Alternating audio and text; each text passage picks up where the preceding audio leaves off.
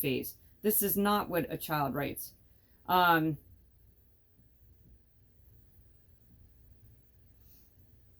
It's funny here because it says, we immediately started on the first day, and we start by giving a compliment to one another and telling everyone how we feel about our lives. Our goal as a group is to gain even more trust in each other and to build better self-esteem for everyone in the group. It is a maintenance goal because we are trying to strengthen and maintain the group as a whole. Our group norms is a word my ex says, are to never insult or criticize one another and to not feel pressured to speak if not in the mood. This is exactly what my mother-in-law used to say about her son. So on my wedding day, my mother-in-law said to me, Tommy's kindergarten teacher said never to criticize Tommy, so she never did. That was a red flag for me at my wedding, but went right over my head. So now he's teaching this to my son. So my son has never been criticized. So how is he going to make it in a relationship? Ever. Whether it's working or not. Because my ex is teaching him, you're going to do it your way. And your way is the right way. And everybody else is wrong. Don't let anyone criticize you. I mean, it's just unbelievable. And then in quotes it says, this is all fiction. I would never do something like this. Then he goes on to discuss 4 different leadership styles. So now he's teaching my son leadership. Autocratic leadership, democratic leadership, laissez-faire leadership style, consultative leadership, participative leadership, consensus leadership. Yeah,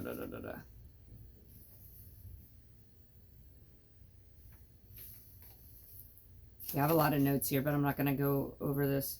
Okay, so this was the last paragraph. It says, the last leadership style, participative, is a leadership style that involves members of a group identifying essential goals and developing procedures and strategies for reaching these goals. It's effective and fast if everyone stays on the same page. That's what my ex promotes. It's his way or no way. Okay. That's that. I'm sorry this is getting very long. But some of these are... This one's... Now all of a sudden he wants my son to learn about... he chose his what do you call it, topic or whatever in college to be a business manager. So now he's teaching my son to be the best business manager. I mean, the level of stress that my son went through is ridiculous. There's 5 competitive advantages: innovative, quality, service, speed, and cost competitiveness. And the funny thing is, it says, we believe in accountability. Accountability. They don't hold themselves accountable, but they believe in accountability. Let's see.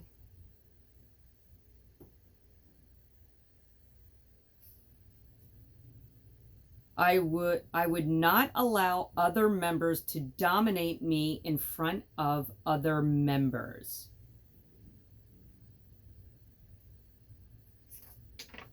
And then he talks about and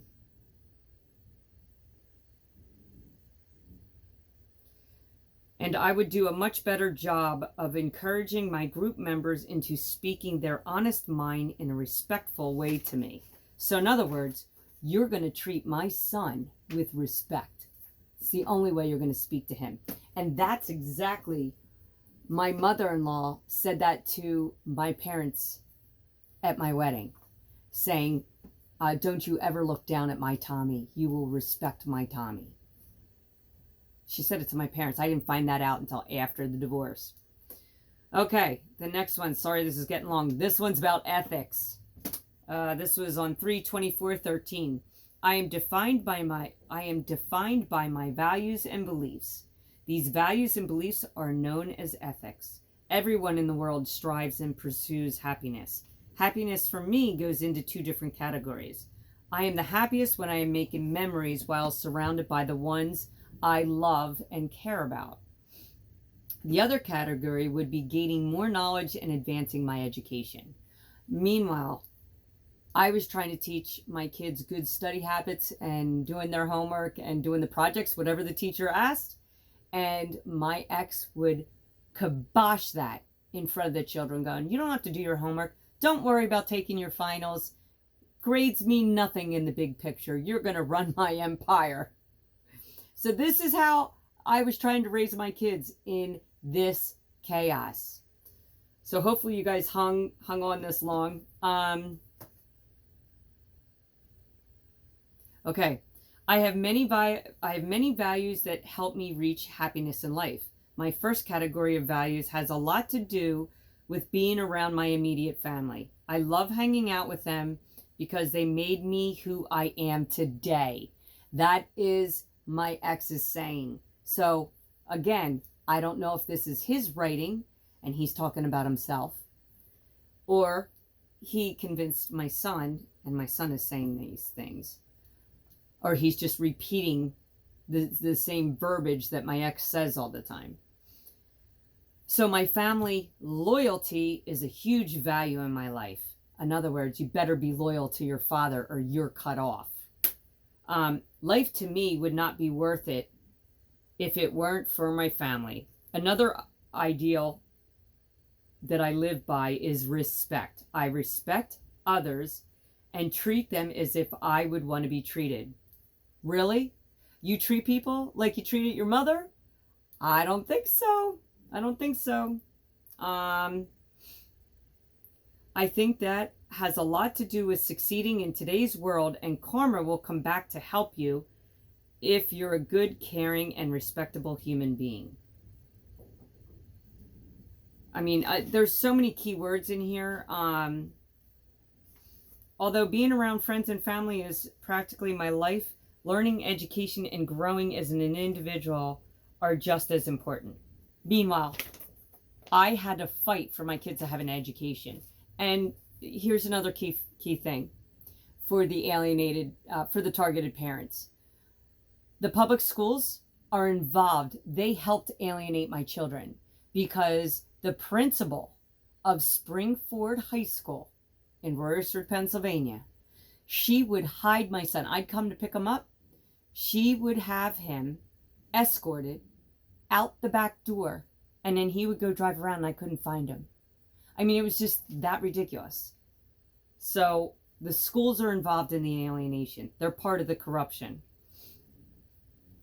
Every day I try to better myself and push myself to new levels. I am always paying attention in class and taking notes because I know that hard work does pay off. These are all my ex's words. My kids did not pay attention in school and did not take notes in school. Every day I'd ask them, how was their day in school? They're like, I don't know, boring. I didn't do anything. So I think this is my ex. Hard work does pay off. Let's see. And that if I try hard enough with my education, I will be the best that I can be once high school and college are over. Then he talks about wisdom. Wisdom is important because I think that if you learn from the people that have lived and learned already, then you can gain wisdom and not make the same mistakes in life that they had made. So, once again, what is the reason they're not talking to their mother? If they are looking through those eyes, say I was the worst mother ever, right? The worst example of a mom, then they're either lying of what they're putting on paper or they don't practice what they preach. Let's see. Then here's another one. Wisdom is about learning from your mistakes and being honest with yourself. Honesty is also extremely important to me. I am honest with everyone, my friends, and of course my family. If you're honest with people, they will most likely be honest right back to you. But if they aren't, then you will always have that on them. and you'll feel better about yourself. Well, that is how I feel, at least. So who's writing this paper? I don't know.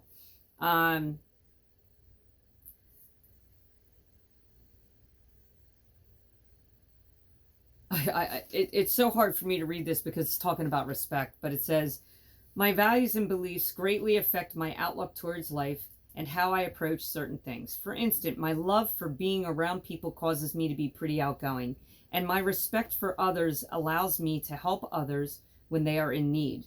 My values of helping others produced an ethical behavior for myself. My interest in listening to others and learning from my mistakes has helped me in future avoiding problems I would have encountered if I did not listen to them. My wisdom, remember, this is a child who is 17, 18 years old. My wisdom has grown from once I understood the importance of it. My honesty has caused me to stay out of trouble and make long-lasting, lifelong friendships with people in my life.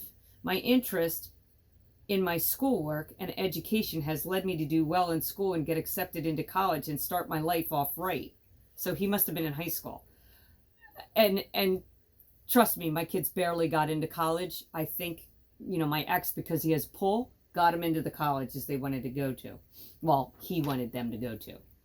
Because 3 of my kids went to Alabama. They didn't really have a choice. My last child went to Kentucky and then quit. My interest in my schoolwork and education has led me to do well in school and got me accepted in college. I read that. I strive for success in my life. My future will most likely be bright. These are my ex's words. And I won't stop working until I'm comfortable. My loyalty will help me make ethical business decisions. I am loyal to my family. He's not loyal to me. He's only loyal to his dad. Okay, that's a sign. I am loyal to my family, and I will be loyal to the company that I end up working for because I will like the company I work for what they do. I have to believe in what I am doing in business because it'll help motivate me to work harder. Tom is just pushing my child into success. I mean, it's horrible. Different ethical codes in my life are all based around my values. What child talks this way? Let's see. Yeah, I mean, the whole time here he's just talking about success as a businessman, that he's always been a hard worker. My child barely even worked. I don't even think he worked. I don't even know what jobs he had. He didn't have jobs when I don't even remember because I was cut out of his life so long ago. But he's acting like he's been this hard worker. And it's funny because when I would try to get my kids to do chores around the house, I would get screamed at, and my ex would tell them to do the opposite. So here they're actually talking about, I feel like some people look up to me and want to be like me. These morals will help me in business world also become respectable. There is nothing good about a person that does not, it doesn't make sense, does immoral things. My ex uses immoral all the time, especially in the business world, because you could really upset a lot of people with problems about money. Here we go. It's all about money. I believe that honesty is key to success in the business world. If I ever owned a business, I would never financially cheat, lie, or steal from anybody else in the business world to better myself or my company, even if I knew I couldn't get caught. Now, if that is my ex saying that, it's a flat out lie, because that's all he does is cheat, lie, and scam people. And it says, even if I knew I couldn't get caught. He knows he's above the law because he has said it to me multiple times.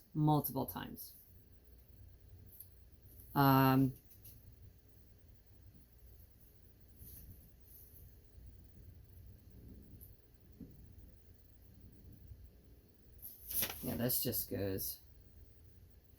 Okay, and then it starts talking about his unethical. The only thing that's unethical about him is procrastinating. Now, the only person who was a procrastinator in our family was the alienator. That was one of our big arguments because I was one that always scheduled things ahead of time to make a deadline, where my ex was the procrastinator. One of our big arguments. Okay, so that's enough of that one. Okay, here's this other one here, the Netflix. Now all of a sudden, this is April of 2013, so my son's in college. He's doing a report on Reed Hastings, who's the owner of Netflix, and all he cares about is money. You know, he's worth $840 million. He's a good businessman. He's an advisor at Foundation Capital. He shows how hard he works all across the board, making him a great leader. He's an investment partner. Isn't this funny? So is my ex. He is a investment partner at and has like venture funds or whatever. He's in the stock market. He has a wide range of intelligence and knowledge in categories not only regarding running a business. It just talks about investors. Let's see. And it's talking about money and blah, blah, blah, blah, blah. It's talking about being a leader, an autocratic leader, high-ranking jobs. I believe that Mr. Hastings likes to have people work for him versus working for someone else. That was my ex's statement. I'm working for myself. I will never work for anyone. He used to say that.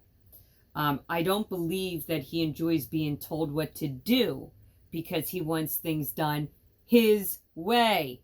That is a typical narcissist. It's his way or the highway. And his career has shown most of the time what he thinks is the right thing to do. So in other words, he's saying every decision he made was the right thing to do. And it's always his way. This shows that he overlooks his employees and overwatches everything going on in his business. Isn't that funny? Because the alienator would say, I was spying on my kids, watching their social media, all this stuff. I wasn't. I should have been, but I never did. I never had time. Who has time to do that? I just trusted my kids to make the right decisions. And if they make a mistake, then they learn from it. But here, my ex was watching all of us. Phone calls, text messages, everything. And he was never around. So this is showing that he likes things done in a particular way, making him a strict leader. Let's see. Meanwhile, the alienator used to bash me for being organized and structured. So it's kind of funny here. Okay, so I know I'm probably losing you guys here. My alienator, my narcissistic ex-husband, his image is very sloppy, very alcoholic-like, very unshaven, baseball cap. He wears a toupee, wears a baseball cap all the time. He is dressed sloppy, doesn't match, doesn't care. His appearance of his outside, he does not care at all. It's different of another narcissist who worries about their image and has to be the best of the best. My ex is all about what's in your wallet. And if you have, he's the king. You know, his mother is the matriarch of the family and he's the king. So it's, I don't know. It's very weird. The bottom line, all of this is they choose money. They choose an image, like go to college, get good grades, become a businessman, become a leader, make a lot of money. But that's not life. That's not life at all. Life is about, how do I say this? First, the thing that comes first is having a relationship with Jesus. You have your own personal relationship. You love yourself. You love one another. You love thy neighbor. You have forgiveness. And hopefully you find your passion in life, your purpose in life. I think if you follow that path, you will find your purpose. And it's sad to go through all this, because it just, the day you die and you go to Judgment Day, I can only assume Jesus is going to say, how much money did you make? What was your job? Great. Boom, you get a ticket, you go to heaven. You made $1 million. Good for you. No, I don't think it's going to be that at all. It's going to be more or less what's in your heart. How did you give back? How many souls did you save? It's not about any of this. This is what the government wants you to do, because they're wasting your life and you're not learning what's really out there. Americans especially. If you haven't traveled the world and you haven't cultured yourself, and I mean, you go around all these other countries and everyone speaks 3 to 5 different languages. Americans only speak English. And now you just put yourself behind.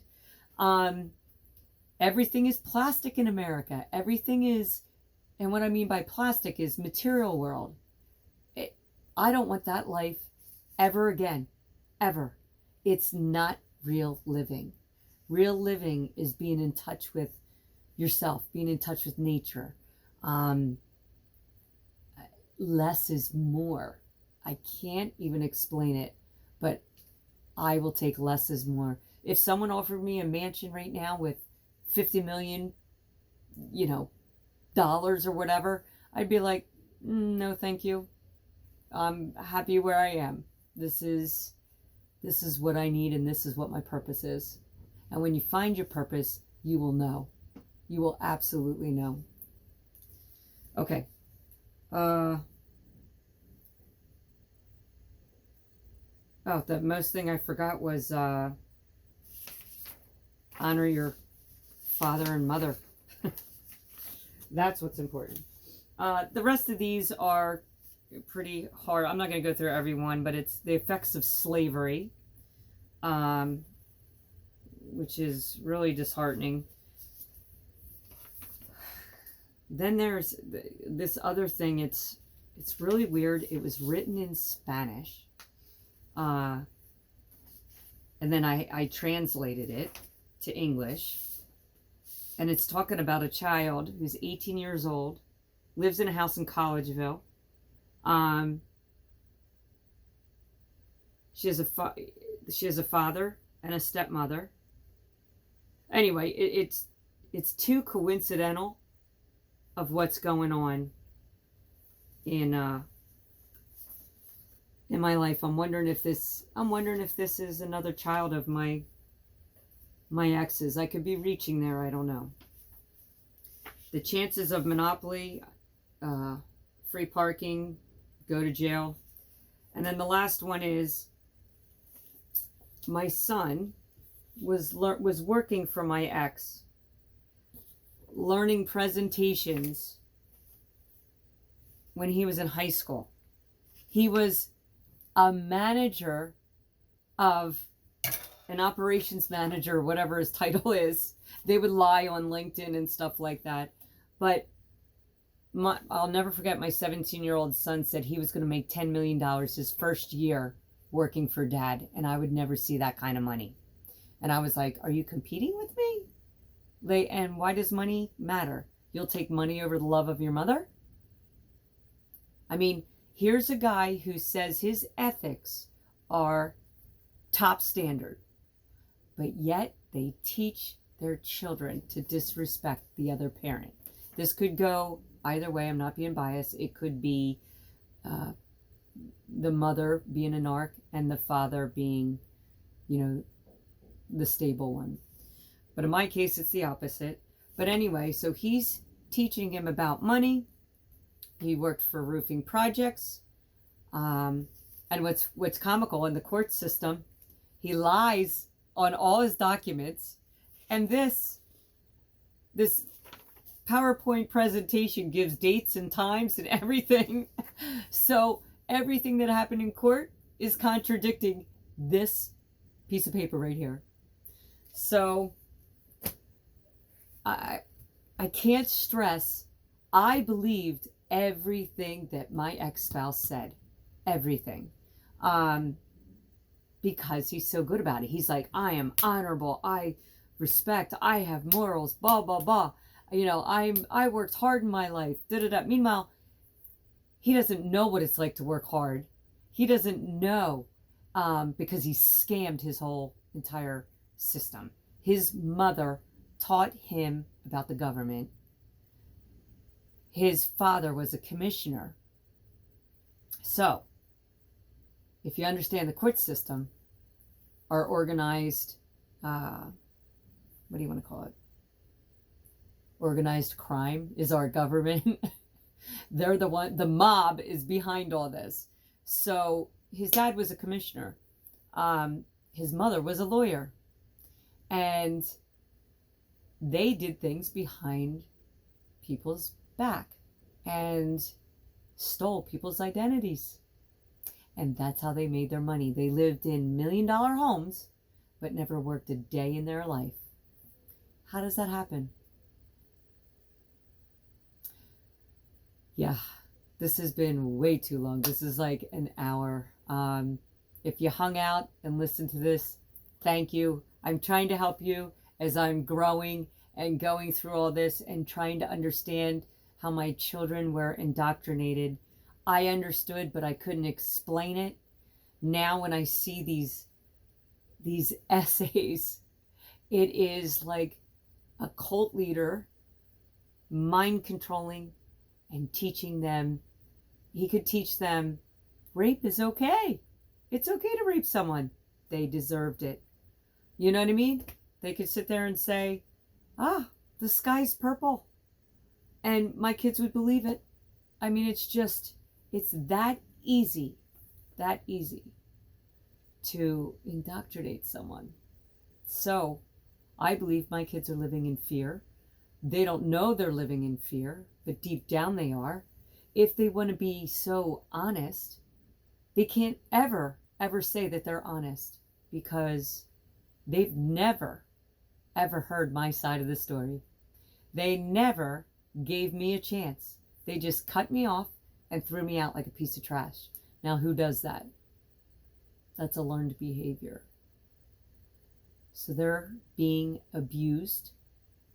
They're an alcoholic itself.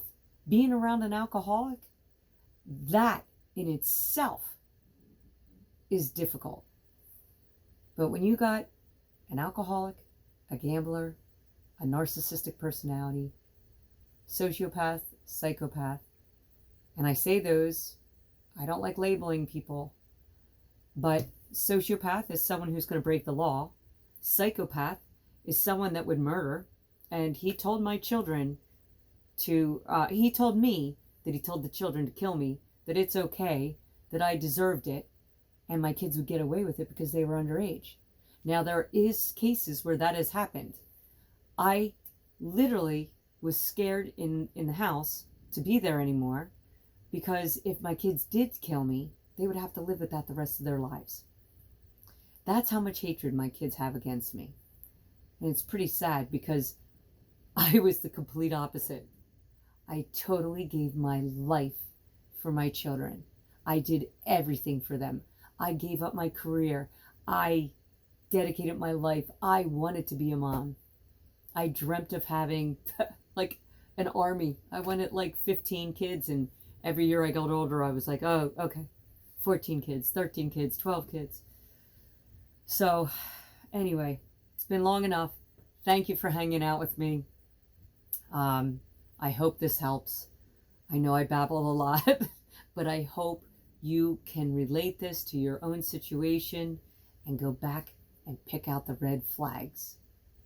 Especially look into your ex-spouse's history of how they grew up. I knew nothing about my ex-spouse's growing up, really. I didn't know about his father because he was dead before I married him. They never talked about family or relatives or grandparents, nothing. You find out after divorce. Okay, always choose love over hate in every decision you make, and choose compassion over judgment, because love dominates. Thanks, guys.